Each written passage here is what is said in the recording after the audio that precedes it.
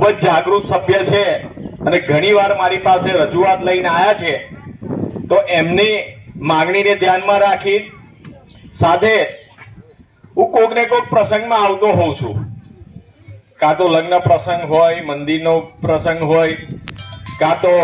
કંઈક કોકનું બેસનું હોય, કોકની ત્યાં બેસવા આવ્યો હોય, તો જ્યારે હું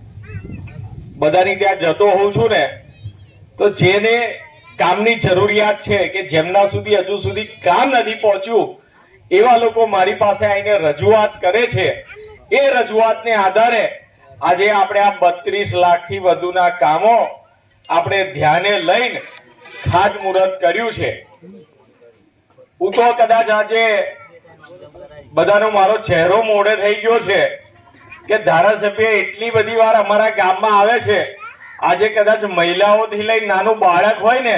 તો એ પણ ઓળખી જાય કે આ ઝાલાભાઈ છે, ધારા